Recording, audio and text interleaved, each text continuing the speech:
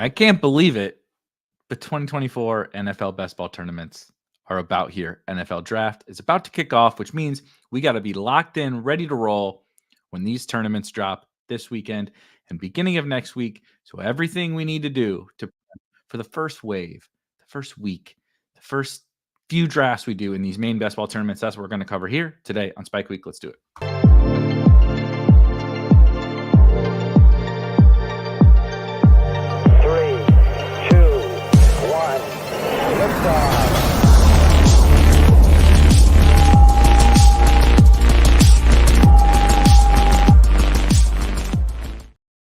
Hello, good evening, happy Wednesday, and all of those fun things. What a time to be alive. I actually cannot believe that the NFL best ball season is here.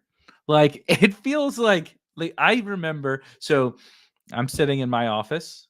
My office is in my basement. I watch the football games out this door and around the corner in my man cave-ish basement, whatever you want to call it.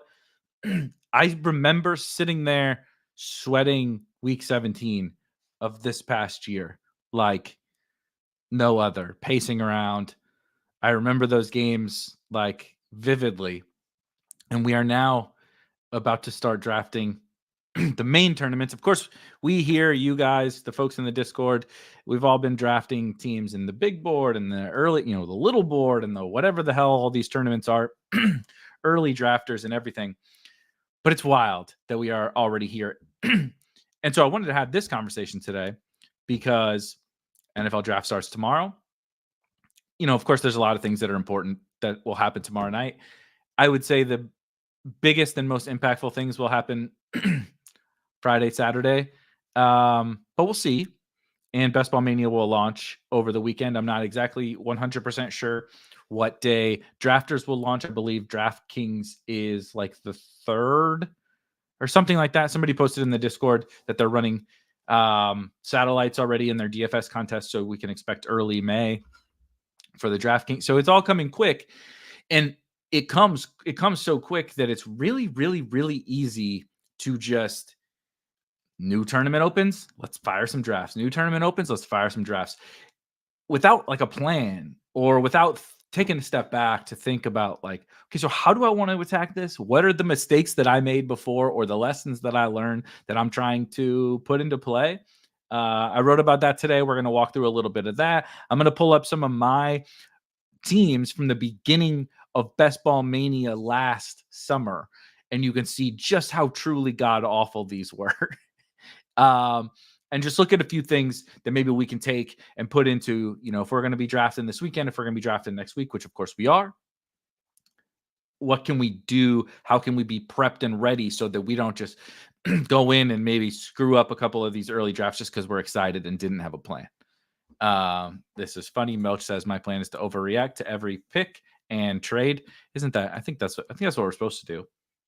I think. What's the fun if we don't panic over, where I faded AD Mitchell and Keon Coleman, and one of them's going to land on the Bills, and it's time to overreact and take them in the 7th or 8th round. I think that's what we're supposed to do in the draft. Amen. Draft Eve. We're hyped. I can't believe it. Couple quick housekeeping items. One, I'll be on Chip Chasing tomorrow. There's so many draft shows and such, and obviously the good fine folks at Chip Chasing have always been great to me, so I'm making a 41 in one of their time blocks. I don't even remember what time. It's on the Chip Chasing Twitter. I'll be on there tomorrow, and of course hanging out in our Discord, chopping it up, having a good time. We'll have the lab. We had the first edition, if you will, of the lab yesterday for the folks in the Discord, which there is a link in the description. It's 100% free. If you want to hang out and talk best ball, there's no better place for the next 4 months. And during the games, during the season, the sweat is unreal. There's no better place. And you can join the lab tomorrow where we'll do probably a little bit more of this kind of conversation, but it's open game. It's open season for any questions, topics of discussion. If you just want to lurk and hang out, if you want to post questions in the chat, if you want to join and speak up, and it's totally open for everybody. We had a really fun chat yesterday. Probably a couple things that we discussed yesterday will come up today. Let's quickly talk about, let me share my screen. Go to the Almanac, the article that I posted today. We'll give a little sneak peek into it, but it is a part of our NFL Best Ball Almanac. If you go, it is under the offseason info. And you'll see here I wrote what I'm thinking about heading into opening NFL Best Ball weekend. And it's a series of, I think, five or six different things that I'm most focused on. If you don't have the Almanac, there's also a link to that in the description. It's a one-time fee of a very nice $69.99, and so you'll be covered anything. So if you bought it before, during big board season, during the early window, you never have to pay again. You pay today, you never have to pay again. It's going to cover everything through the end of the 2024 season. So, in-season tournaments, DraftKings has a new in-season best ball tournament every freaking week. So we'll have rankings and all that kind of stuff up for that. It's all part of the Almanac. But what I put up here today, because I've been obviously wanted to have this conversation, this show, and I've been thinking about like you're doing it for content, but also I'm like, the great thing is that I'm doing it because I need to draft. I'm doing it for myself. And so I just thinking it through and writing about it.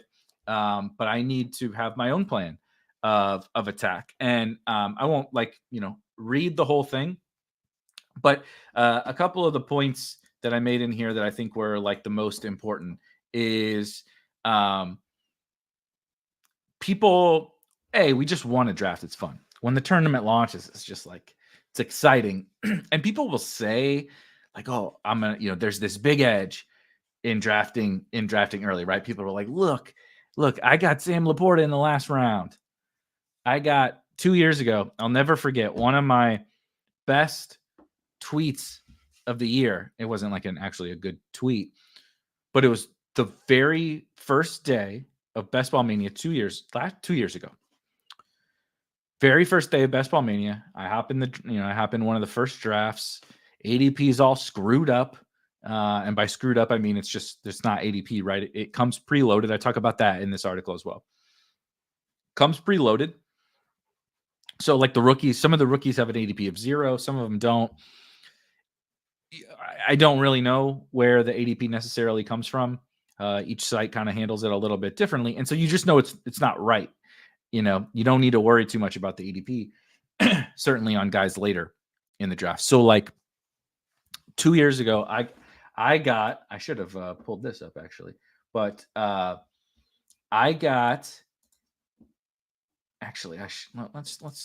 let's share this because it should be in Draft IQ actually, now that I think about it.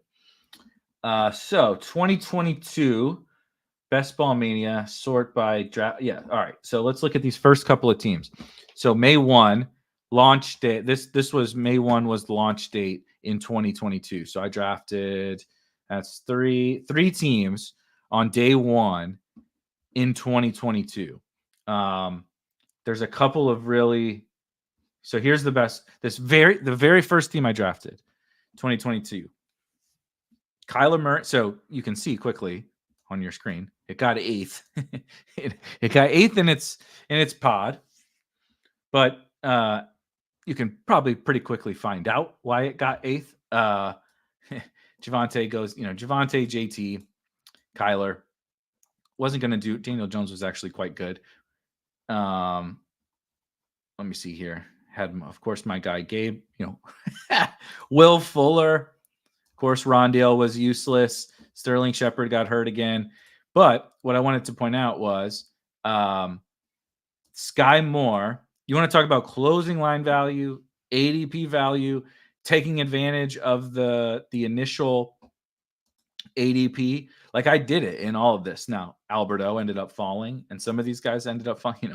Will Fuller had pick 142 is pretty hilarious in hindsight. But the main thing that you'll see is this is the kind of situation that you do definitely want to go target. And I posted this to this team to Twitter. And if you look back, people like, it's laughable. People are like, oh my God, How did you get that team? Scott, I guess so this is 18th round Sky Moore, by the way. My last pick was Sky Moore at pick 214. He rose his actual ADP was never 214, but he ended up inside the top 100, right? His closing ADP was inside the top 100, of course. And so I got as many as Josh would say, as many Sklansky's on Sky Moore as you can possibly imagine. And like, this team's fine. Obviously Alberto was a huge whiff. Will Fuller was an even bigger whiff than Alberto, and some injuries, whatever. The team is fine, but it's the kind of thing we definitely want to be targeting. This, like, okay, Sky. The part that's interesting about these early tournaments is it's not as much of the it's you're kind of playing chicken with other drafters, right? You'll probably be in a draft with me. You'll be in a draft with the other sickos in the Discord and other really sharp folks out there, and everybody's trying to pick these guys off, right? We go in and we say, Jonathan Brooks doesn't have an ADP. Malik Washington lands in a good spot. Malik Washington has an ADP 0. So on day one, we're all like, I want to go in because I want to get that late Malik Washington. But like, I happened to even get it with Sky Moore here, and it didn't matter because he sucked. You still have the guys to be good and get the closing line value and escape, the gauntlet of the season. And like I said, I posted this to speak to the chaos of drafting early. I posted this team, I remember, on Twitter in 2022. And everybody was like, oh my God, you just won Best Ball Mania. Oh my God, what a team. I can't believe you got that. 8th place. I did advance one team from day one, and it was a Trey Lance team. So there's another word of caution, I guess. You can see I was obviously into Javonte and into a lot of running backs on day one of 2022. Javonte was definitely one of my guys, but also CMC, Nick Chubb, Saquon. We were robust RBing it up here in the early going in 2022. But I'm trying to take a quick look. I mean, look at this team. This team advanced. Trey Lance, Daniel Jones, Christian McCaffrey, okay, Nick Chubb, Saquon. So, those three, we went a little robust with Chris Evans. Completely useless Chris Evans, which we found out he was useless. And Pirine was actually an amazing pick. I'm showing all the negatives to drafting. I'm talking about drafting this weekend and then showing all the negatives of drafting. I promise there's some positives. But just wanted to point out, like, here's some teams that straight up that I drafted on day one in the last couple seasons. And this, like I said, this one even advanced. Kenny Galladay, Trey Lance, David Bell, Mecole Hardman, big Sterling Shepard guy, bunch of terrible tight ends. So, like, there is definitely plenty to be gained from drafting early. The year before this, I believe, was the year that Cam Akers got hurt. Dobbins, Gus Edwards, a bunch of running backs got hurt. So drafting early and scooping these running backs can be absolutely valuable. But also, I'm not sure that I had a great plan going into specifically in 2022. I'm not sure that I had an awesome plan. I mean, Jesus Christ, my plan was definitely to be taking running backs. I don't think that this is, I don't think I did a good job, essentially, on day one in 2022. All right, let's flip forward to 2023.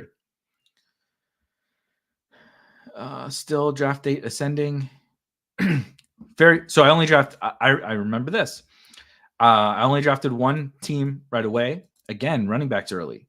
Talking about lessons that I've learned from. We'll get to that in just a second. Then I kind of waited. I waited and came back for after the schedule got released and after I kind of got settled in to what I really wanted to do. But this first team, I made the mistake that I'm now like very, very adamant about. As you can see here, I went 3, 5, 7, 3. So I took 3 quarterbacks and 3 tight ends. So it's late round. Okay, it's late round tight end. But Dalton Schultz, Irv Smith, Jelani Woods, gross. the late round quarterback thing, fine. But then I didn't leave myself like any firepower at running back, wide receiver, flex. And then, I mean, it doesn't get much worse than this, right? Look at these running backs. Look at this team. Nick Chubb, dead. J.K. Dobbins, dead. Cam Akers, dead. Damian Harris, dead. Eric Gray, stone cold 0 all season long. Congratulations, last place. So I did the opposite of the things that I think you need to do in these early contests. Obviously, this team ran really bad with injuries. It could have been fine, but I think that that's also part of the early drafting. I didn't necessarily go in with a plan, so you just take 3 late quarterbacks and take 3 late tight ends, load your early running backs, and like pray to get lucky at wide receiver. And like this was just never enough firepower at wide receiver. Cooper Kupp, Devonta Smith, Christian Watson, Treylon Burks, Rashad Bateman. Like we were banking on Rashid Shaheed, Jalen Hyatt, Rashad Bateman, Treylon Burks, and frankly, and Christian Watson to be 5 of only 7 wide receivers that you drafted, while not even having that great of a running back room. Nick Chubb, J.K. Dobbins, Cam Akers, Damian Harris. Like even as much as I like some of these guys, Dobbins was one of my highest owned running backs. Of course, Damian Harris was. I don't think I came in with a plan, and I certainly didn't come in with a plan that was most applicable to the early draft. So you've seen some of the, craziness that can happen in early drafts. Last round, Sky Moore, right? Will Fuller being useless. You will definitely see some of that, but you need to make sure that there's like some form of plan. Like I want to have a plan around that specifically and around what we want to do. So let me go back to this. Hello, Archer. Now we know your real name. Josh says, we all drool for the ADP value day one, but don't remember all the ADP leakage that offsets it. Yeah, so it's 100% spot on, and exactly kind of what I was going to bring up here. Let's do 0 RB last. So a couple things largely relating to that. So I'm here. It says when to reach. Clearly, on the one team I showed you with Sky Moore, I never reached on Sky Moore. I played chicken all the way to the end. I never moved. Everybody else moved. I never moved. I got Sky Moore. It all worked. But frankly, that's usually not what is going to happen. I want to go in and have a plan around a subset of players, a small cohort of players that I think, right, are going to fall much further than they should, or that they will in a week or 2 weeks or a month or whatever. Because as Josh says, we all like, if you're drafting, let's say the contest release on Saturday.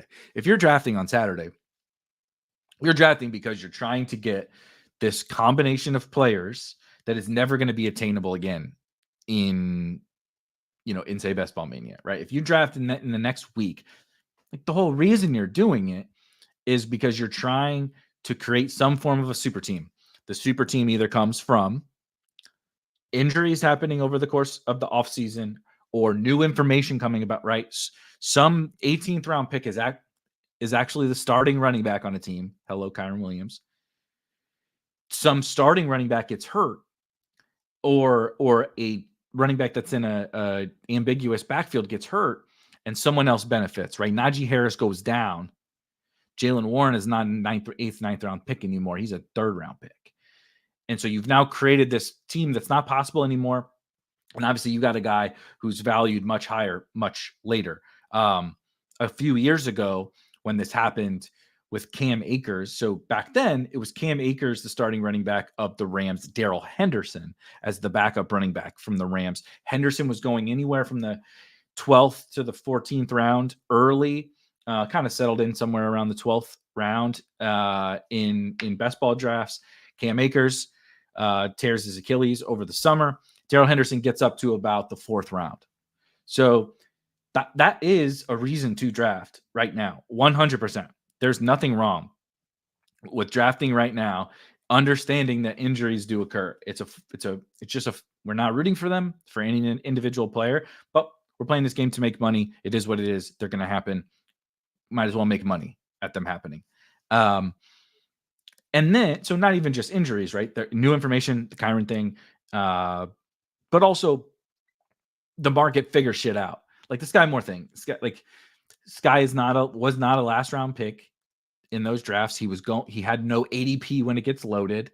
He settles into the 8th round by the end of the summer. So those are absolutely great reasons to draft. But if you don't go in with an idea of those players and those types of teams that you want to draft, then there is no point. Then you're just flying by the seat of the pants. You're actually more likely to get what Josh mentioned and get this ADP leakage. Because if you don't go in knowing, look, I'm placing my bets that X, Y, Z are going to rise. And these are the types of players who could rise, even if I'm not betting on them just to naturally rise, right? Darrell Hendrick, right? We'll get to the zero RB thing. All the zero RB type running backs are the natural ones that could rise. Rookies, young players, those are natural ones that can rise. You saw me. I was just pointing and clicking, baby. I was just having fun. I didn't have an awesome plan in terms of what do I need to accomplish if I'm drafting at the end of April, right? We got a long way to go before this season. We got OTAs and training camps and preseason, and we got a long, long, long way to go. So for drafting right now with so minimal information, I should be using some form of information that I do have to turn these into positive EV, advantageous teams, taking advantage of what I think is exploitable right now. And so all that to say, understanding when I need to reach on those things. Like I just talked about the Sky Moore thing and I didn't end up reaching. I don't think that that's naturally going to work very frequently. I think the market has gotten way smarter. It's only going to be it's predominantly going to be a bunch of sickos who know what they're doing and are looking for these players. So if you're going to get in and you're going to try to get this value on, Trey Benson lands on the Cowboys. You got to understand, this is a guy who's going to go very high in Best Ball Mania, right? Jonathan Brooks lands, like whoever lands on the Cowboys, if somebody lands on the Chargers, running back wise, right? What Bills draft a wide receiver, Chiefs draft a wide receiver, honestly, a ton of situations where wide receivers and running backs can land. And so as the draft is happening, like those are guys you need to have ready to rock and roll when you're drafting. Like go in and cue them. Like just be like, I got to be prepared to take them and knowing when to reach, right? Because Trey Benson's ADP, let's just say it gets preloaded from like the big board on Underdog. Or Drafters uses their early Best Ball Championship preloaded ADP. You go in and you need to understand the guys who are going to be, Trey Benson was going at pick 125. Well, guess what? Now he's going to go at pick 60. So when do you take him, right? Because you're still trying to, so you don't take him at pick 60, but you also don't wait until all the way down to his ADP because somebody else is probably going to scoop him. So you're playing this game of, what's it called? Jump rope or whatever. You're trying to get in there, get that guy before everyone else soaks up the value in your draft from him. And so, like I said, I would have that plan of attack ready. Once I fire up that first BBM from the NFL draft, I've got my 10, 12, 15, however many guys for you, 20 guys. I'm tossing them in the queue, man. They're going in the queue and in order of where their ADP is. And I'm going to say, I need to be aggressive on these guys, but smart, because the whole point is to get value on them. But I don't want to forego the value because I tried to push it too far. I wish somebody would have taken Sky Moore on that team. Not like it mattered. That team was so fucking bad.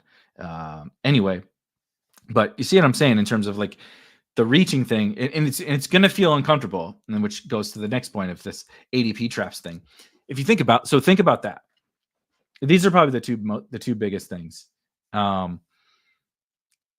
If players are mispriced on the cheap end, if Trey Benson, again, I'm just using Trey Benson as an example, who he could land in a bad spot for all that I know. But let's just say for this example, Trey Benson lands on the Cowboys. You would like Trey Benson on your team because I would like Trey Benson on a team because he's on the Cowboys. And you understand that his old ADP from the big board, 120, 125, whatever it was, not real. He's not going to finish at that ADP. And now this is a very clear and obvious one. They won't all be this obvious. Like I said, Malik Washington lands on the Giants or something. It's like, is that good? Is that bad? He's not necessarily an ADP riser. But AD Mitchell lands on the Bills. He's rising, right? So if you want him, be aware of that. Trey Benson, the running backs are the easiest example. But if there is a guy whose ADP is 125 and we think he should go around pick 60, clearly that's a player that is too cheap. In order for someone to be too cheap, someone has to be too expensive. And I think this is the easiest trap to fall into in these early tournaments is like, I don't necessarily have a plan. I just hopped in because I want to rip a draft, and that's totally fine. But if I'm trying to draft the best team I possibly can, you pop in the psychology of the ADP showing on your screen, knowing that the guys are going to fall past ADP because of the Trey Bensons and the rookie wide receivers and the Raiders don't draft the running back. Oh shit, Zamir should not go that late. All that kind of stuff. Drake May does go to the Minnesota Vikings, so he ain't pick 145 anymore. Yeah, all these guys that would be higher than their ADP, there have to be guys who are lower than their ADP.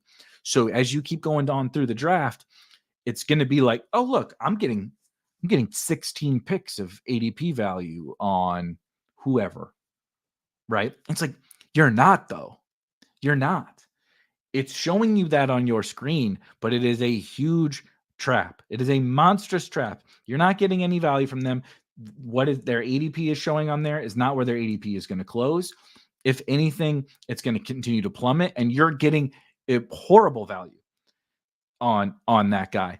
It is the biggest trap that you could fall into in opening weekend. And if you don't come in like knowing it and understanding it, and I think if you just have the plan on here's all the guys that I kind of expect to rise, it can help with that. But it's still really like even really, really seasoned drafters will hop in, and when it hits you in the face and you're at pick 130 and there's a guy with an ADP of 95 in front of you, it's like, oh man, this is everything that I've been told. Makes this a good pick. He's 35 picks past ADP. It's like, yeah, but when we get to August, his ADP is going to be 165, and you took him 3 rounds early, because your brain played tricks on you with that ADP. So it's really, really, really important to understand that you can't fall for those traps. You can't fall for those traps. I think if you guys do the first one, which you guys will do, you'll do it better than me. I think that's the key. Those two things. A little bit lesser of one. You see here, I said, don't sweat your exposures. I don't think most people are, but there's a lot of people out there that obsess over each percentage point of each player that they draft. And so they took Jamar Chase in the first draft. I got the 103. This is Jamar Chase. Nope, can't do it. Got to take Tyreek. Can't do it. Got to take Amon-Ra. It's like, I got to extreme example with the first round picks, but let's take Trey Benson. This is the Trey Benson show. Apparently you took Trey, but you decide I'm going to take I'm going to draft 10 of my teams in the first few days in BBM because I want to do this barbell thing. I want to soak up the potential value of the early drafts, right? I want to see if I can get, Trey Benson should be going in the top 60. I want to see if I can get him in the 80s or 90s. That's great. Go for it. But then they'll also be like, oh God, I want to do 10. I'm 4 in and I have Trey Benson on all of them. I can't take Trey Benson on the next one. It's like that defeats, then don't draft now. Don't draft yet because you need to go in. There's a plan of attack and an edge in every single moment of the draft calendar. And later, it may not be player takes later. You may think that there aren't necessarily screaming values in August. So what does that mean? That's naturally going, your exposures are going to flatten. And over the course of the summer, your exposures will flatten, point blank, period. It's how it works for everybody. But the reason you're drafting early is specifically because there are players who you believe are values. If there aren't values, why the fuck are you drafting in the end of April? Right? The whole point of drafting at the end of April is because there's things that I want to get on my team that I won't be able to get later. Doesn't mean you have to draft them in every team. It just means don't sweat if it happens. If that guy or that structure or that stack or that whatever is the edge that, like, I want to draft 5 teams because I want to get Trey Benson before he rises because I think he is the edge right now. Do it and take him. Don't then say, well, Trey Benson is like, that's the edge right now. But I'm only going to take him a couple times because I don't want to be overexposed. Then fast forward, Trey Benson does rise. You were right. Trey Benson does rise. And now you end up with like 4% Trey Benson because you're like, now he's too expensive. It's like, well, you could have got your Trey Benson. That you can always stop drafting someone. Always. You can never go back and change your picks. You just saw my teams. I sure as shit wish I could have gone back and changed my teams. But there are guys I stopped drafting Will Fuller. I stopped drafting Sky Moore. But Sky Moore's a great example. He sucked. And I wasn't chasing I did chase him up from the last round into, the early, the 10th, 11th, 12th. But once Sky Moore got to, 8th round or whatever he did on Underdog, I was not. Shout out to me. The one time I didn't fall for this god awful trap of this mega riser rookie young player Steam.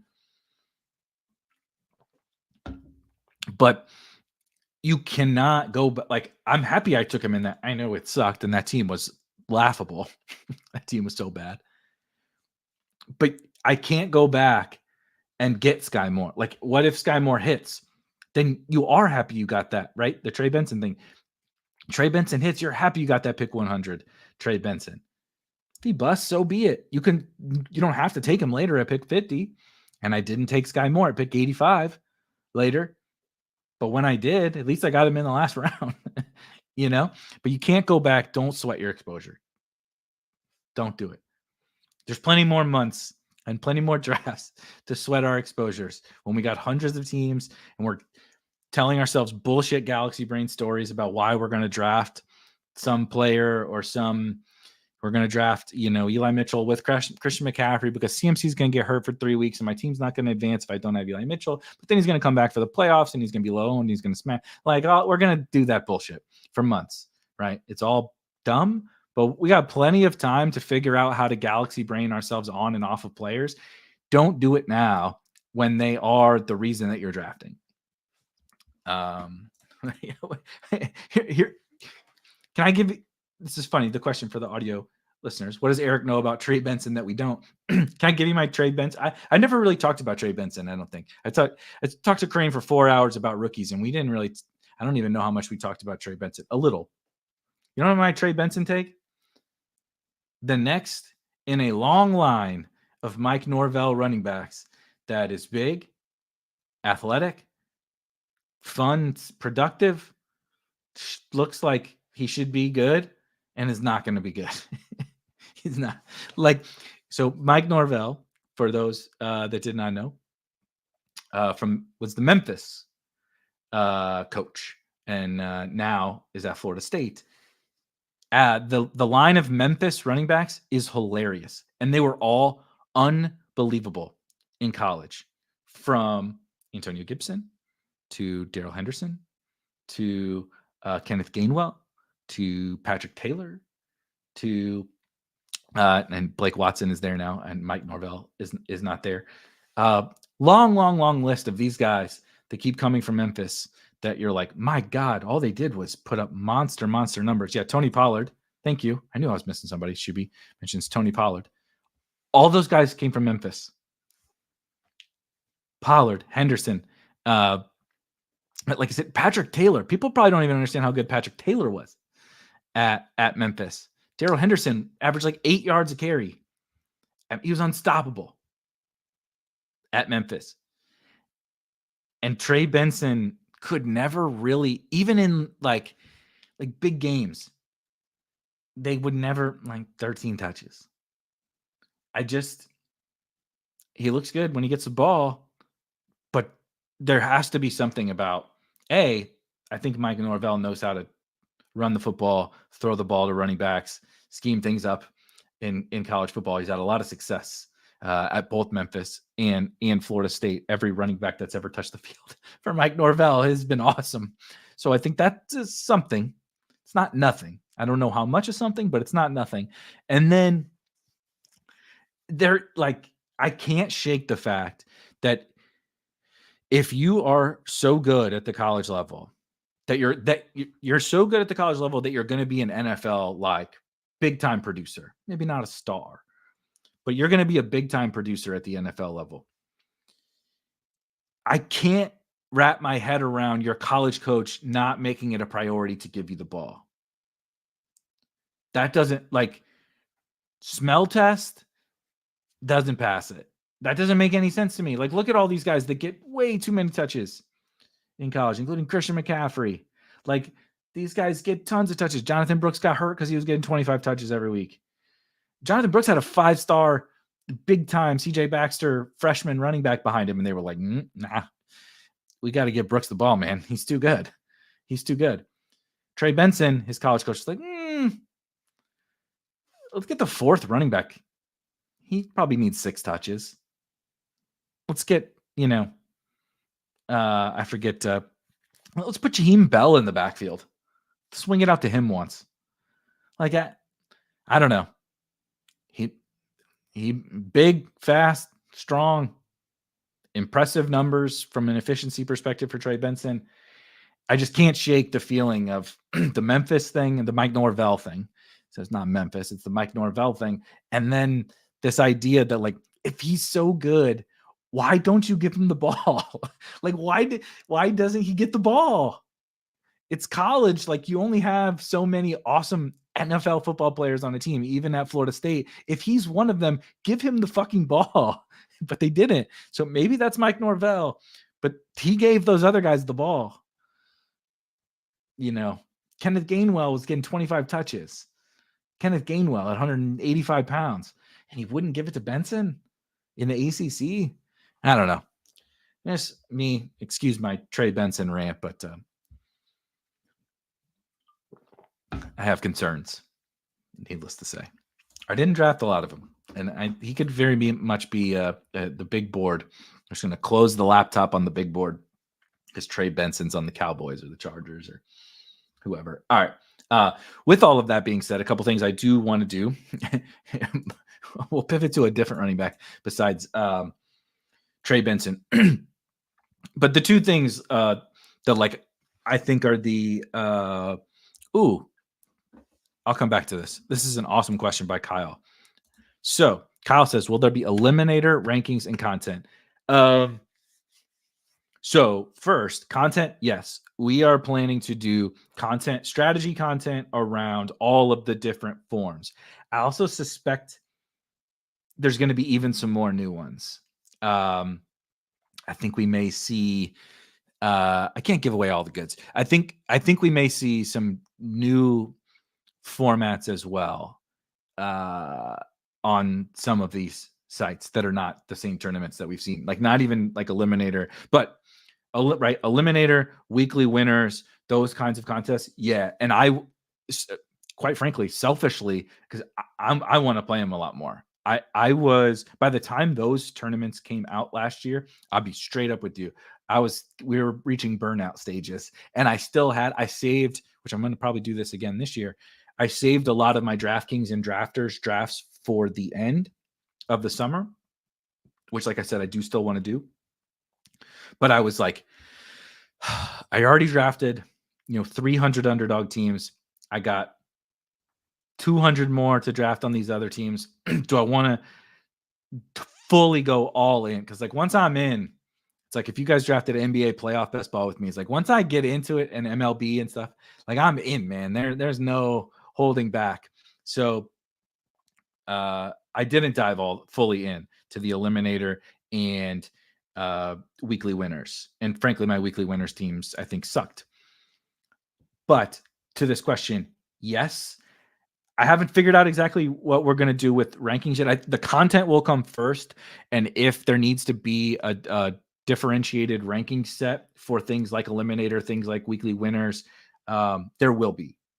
So yeah, that's coming. Again, if you just joined us, not you, Kyle, but anybody just joined us, in the description, there's a link to the Almanac, the NFL Best Ball Almanac for 2024, $69.99. All the stuff you're seeing on your screen, rankings, the things Kyle's asking about, the strategies for the different sites, drafters strategy and content and rankings, DraftKings, all of that, all in the Almanac. One-time fee of $69.99. So get that. Get it now. The rankings I'll be updating the rankings tomorrow, like in real time tomorrow and over the course of the whole weekend. So everything should be ready to roll for when all these tournaments launch. That would be funny. UD should throw up a puppy on Friday. Highly doubt that. They're going to have a whole lot of spots to fill in the old Best Ball Mania. I think they're going to let the sickos pile in to BBM. All right. Just a couple other quick things, and then we can hit some more of the chat and get out of here. The rookie running backs and like the 0 RB thing. So I showed you my teams that I drafted the last 2 years on day one and how bad they were. And so A, learn from my mistakes, but B, a big thing that I did was like just not lean into the things that can be the most beneficial, right? Like, right, we're drafting this weekend. We're drafting in late April or early May. What are the this is 100%. So Thomas, you are in the wrong, well, maybe the right place, maybe the wrong place. But Thomas says drafting 3 running backs in the first 3 rounds is the way to go. This feels like a troll, maybe. I'm not sure. Thomas, you can let me know if you're if this is a troll. 0 RB strategy will not win BBM 5. I mean, certainly it's possible 0 RB doesn't win BBM 5. I would also bet you that 3 running backs in the first 3 rounds doesn't win BBM 5. There's hardly even ADP barely even aligns to draft three running backs in the first 3 rounds of Best Ball Mania. I anything can win. I'm not saying 0 running back will win. There's a lot of downstream impacts to whether 0 running back will win a tournament. It has to be drafted enough. It's not so simple as just, the best thing will win. 0 running back has been lowly utilized even last year, even the last 2 years when people were thinking, these wide receiver people are crazy. Everybody's drafting 0 running back now. Not really.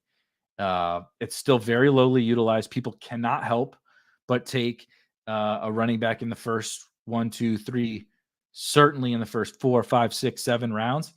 If you're really a 0 RB, bro, it's a really lowly utilized strategy. So that naturally has an impact. If there's 100 teams and only 2 teams do something, even if it's the best thing to do, it's not guaranteed to win. And then, with the like week 17, Christian McCaffrey could have a big game. Josh Jacobs could have a big game. Derrick Henry could have a big game. It happens. And those guys could be on the winning teams. Early running backs could be on winning teams and not Pat Kerrane 2 years ago won with a running back start, and Saquon was useless. So he technically started running back, but it was really a hero running back team in terms of how he utilized the points. Austin Eckler was the difference maker for him, but then it was cheap running backs after that. But what I was going to say is, in regards to that, for like this weekend, in this first week of these drafts, you don't have to lean into 0 running back. Look, we all like Christian McCaffrey and Breece Hall and Bijan Robinson and Kyron. Like I'm never gonna hate on anybody for drafting those guys. I think that they are good picks. I do think the alternative, though, is that while those guys can, of course, be good picks, I have them ranked as good picks. I think that they're good picks in a vacuum. We don't play this game in a vacuum. I think that those guys are great picks at their cost, or fine picks at their cost. But two things. Wide receiver, as we know, is pricier than ever before. I think it was Big Dog, shout out Big Dog from the Discord, or if he's in the chat, said, at least during the big board time, during the tournaments that we've already had, there from like round 3 on, there were 6 more wide receivers that went in those rounds. I'm gonna double check this before the weekend. There were 6 more wide receivers that went in those rounds than the year before. So if you thought wide receivers were getting priced up last year or 2 years ago, it's only gotten way, way, way worse. So wide receivers are getting super duper expensive. So what does that mean? Running backs are getting cheaper, but only the mid-tier running backs and the later tier running backs are getting cheaper, which means those guys that used to be 4th, 5th, 6th, 7th, 8th round picks are now 6th, 7th, 8th, 9th, 10th, 11th, 12th round picks, but your wide receivers moved up.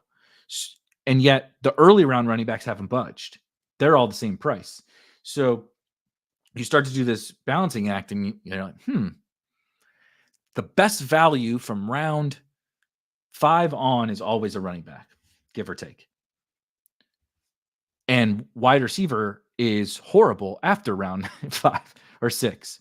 So you start, balancing those things. And it's like, okay, I do love Brees. I do love Bijan. I love those guys. But the draft isn't just done in the first round.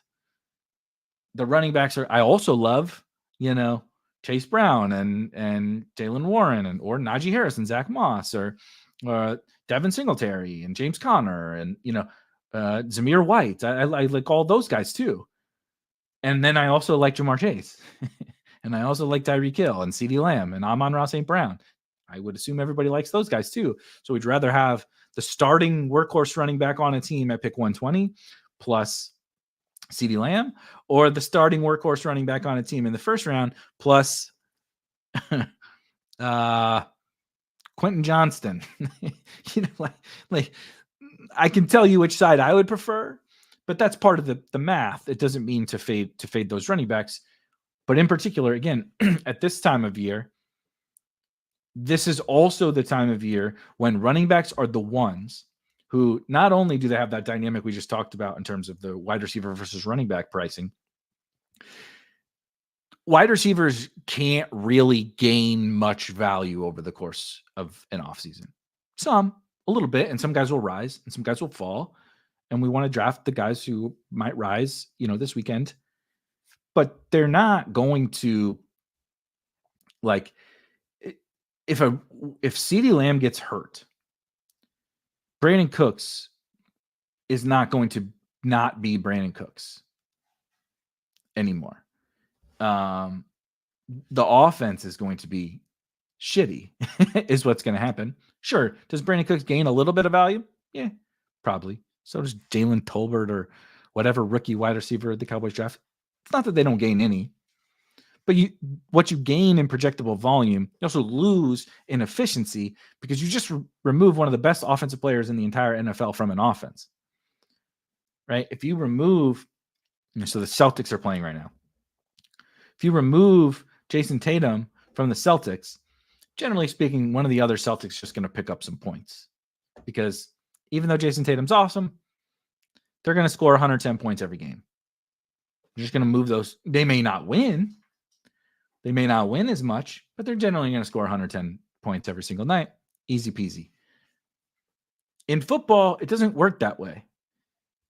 There's a couple, when you remove Tyreek Hill from the Dolphins, sure, Jalen Waddle's going to get a couple more targets, but the offense falls off a cliff. They can't score.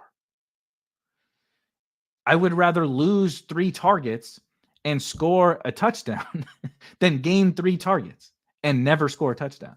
So that's the thing about football. I think that's wildly important to me. And it's specifically at the wide receiver position where contingent value can be a thing. It's not a zero, But running back is where the contingent value is massive. And you can get contingent value at this time when we're drafting now in two different ways. One, of course, injury. It's the easiest way, right? CMC goes down. Eli Mitchell is a first round pick or a second round pick or whatever. It sucks that somebody got hurt, but it is what it is.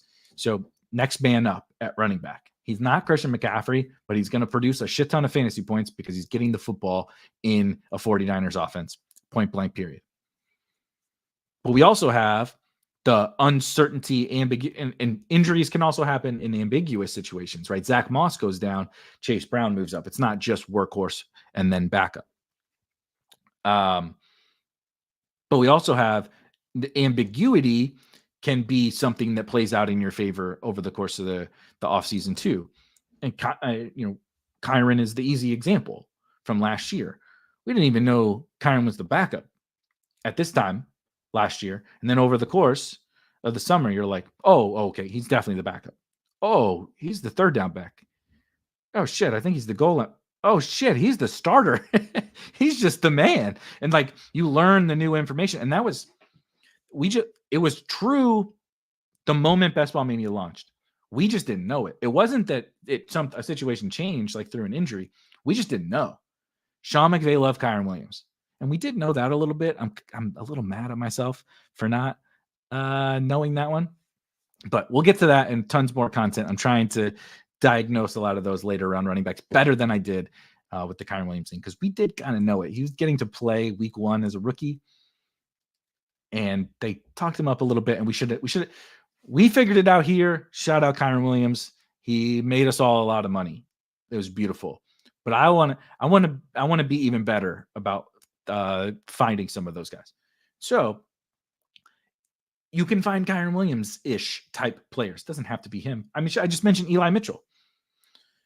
Eli Mitchell was in an ambiguous situation, 3 years ago? Yeah, 3 years ago.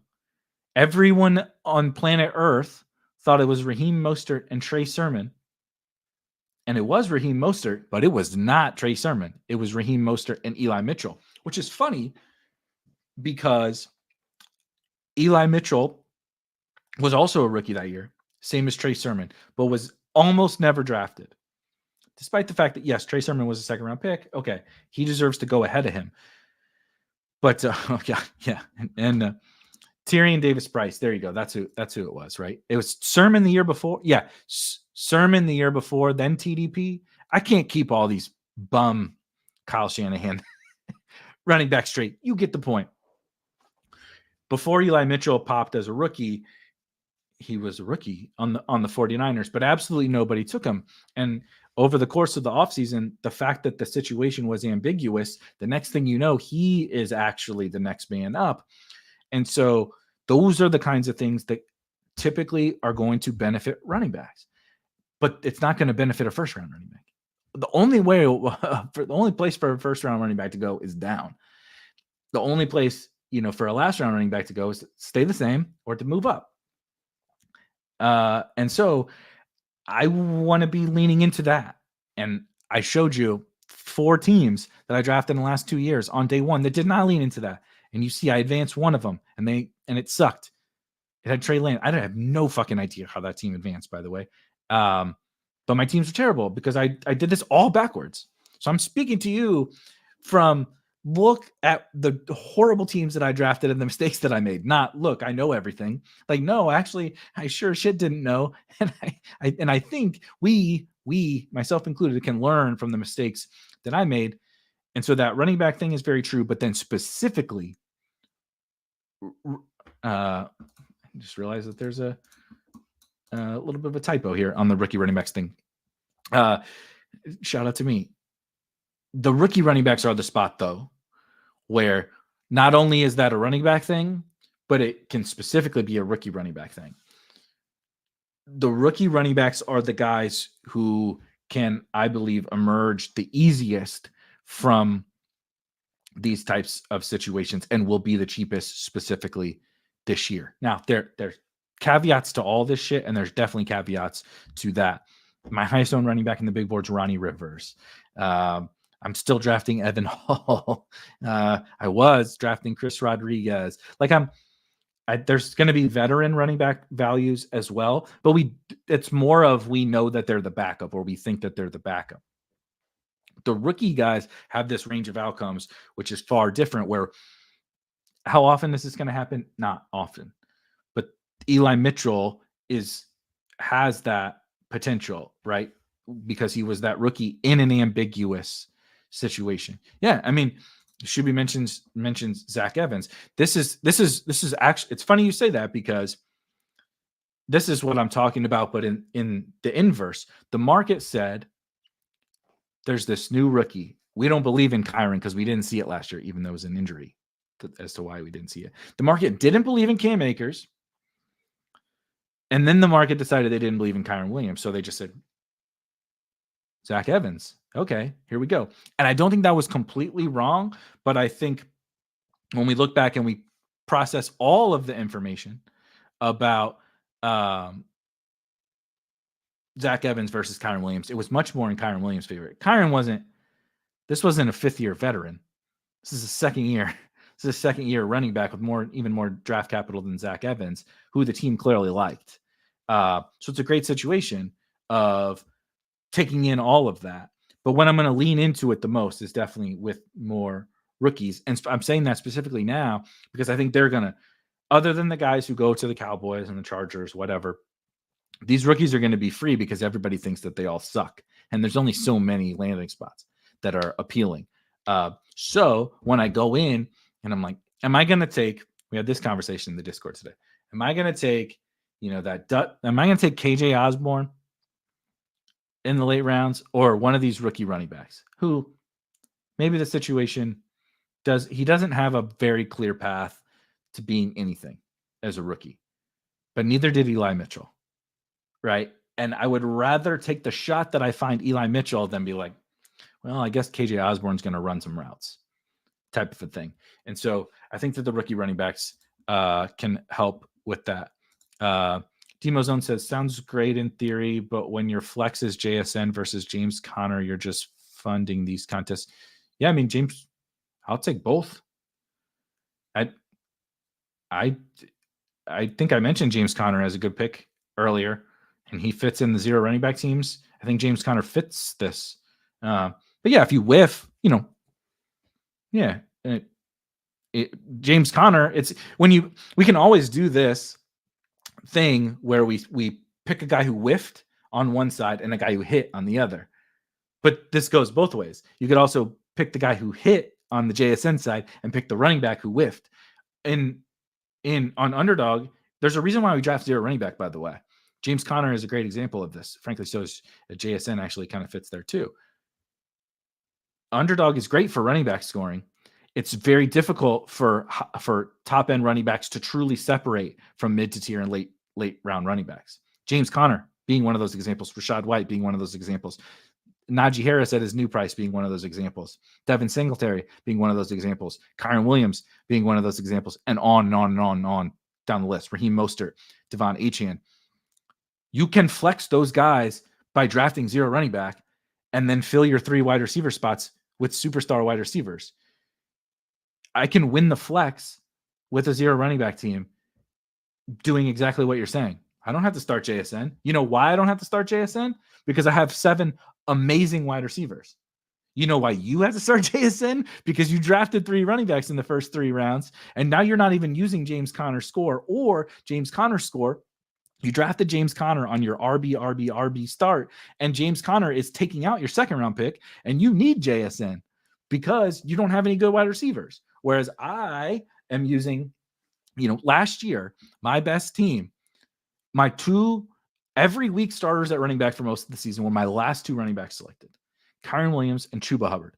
And then I had Achane, and I had Algier, and I had Antonio Gibson was useless.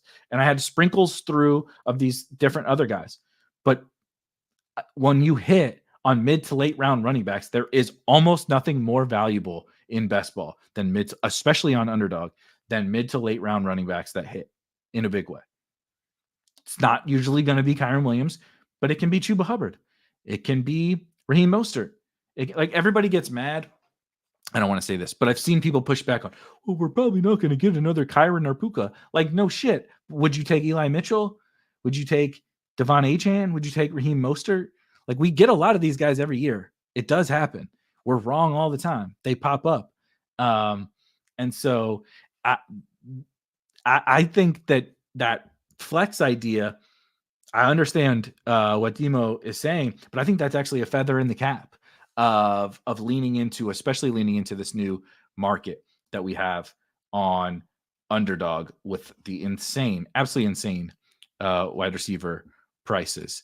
I don't think Gus Edwards fits that bill. He had one good game, or one big game. Shouldn't say one good game. He had fine games. He had one meaningful game. The three touchdown game. All right, couple quick notes, and then we got to get out of here. So we can get prepped for tomorrow. Again, if you're still hanging out, A, thank you. B, link to the Almanac in the description. Rankings content. The article that I was referencing here is up in the Almanac today under offseason info. Rankings will be updated live in real time as the NFL draft is happening. They'll only be up Underdog and Drafters originally, and we have to wait until DraftKings loads their first tournaments to be able to have DraftKings up there. So it may take a few minutes, a little bit after the first DraftKings tournament releases. Tomorrow,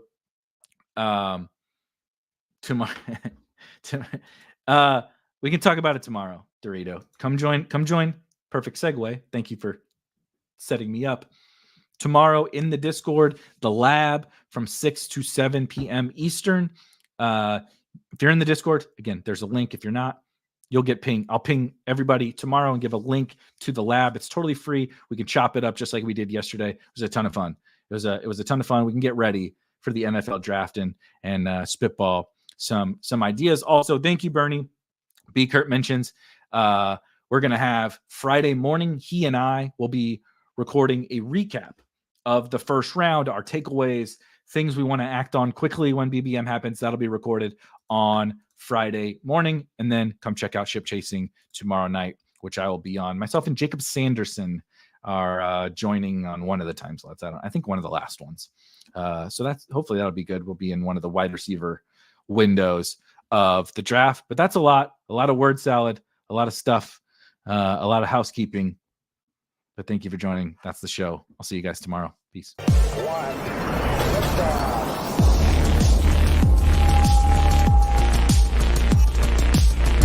Woo! Those were some spicy takes. Want to stay up to date with all of the other spicy takes we're going to have over here at Spike Week? Why don't you press that subscribe button below? You turn notifications on. We draft a team. Boom. You know about it.